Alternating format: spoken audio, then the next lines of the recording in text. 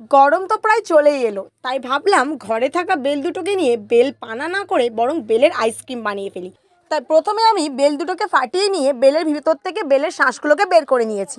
তারপরে আমি ওই বের করে নেওয়া শাঁসের ওপরে দিয়ে দিয়েছি কিন্তু এক বাটি চিনি। আমি যেহেতু মিষ্টিটা একটু বেশি পছন্দ করি এবং আইসক্রিমটা একটু মিষ্টি হলে বেশি ভালো লাগবে, তাই চিনির পরিমাণটা কিন্তু বেশি দিয়েছি।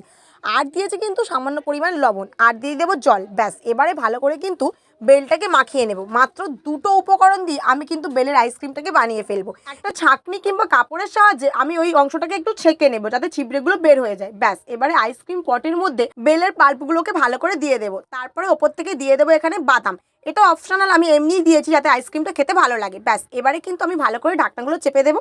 মোটামুটিভাবে আমি কিন্তু 10 থেকে 12 ঘন্টা ডিপ ফ্রিজে রেখেছিলাম যাতে এটা ভালো করে কিন্তু বসে যায়। ব্যাস, ডিপ ফ্রিজ থেকে বের করার পরে দেখো কেমন বসে গেছে। প্রত্যেকটা আইসক্রিম কিন্তু খুব তাড়াতাড়ি ছেড়ে আসছিল। এটা দেখতে যতখানি সুন্দর হয়েছিল, খেতেও কিন্তু ঠিক ততখানি সুন্দর হয়েছিল।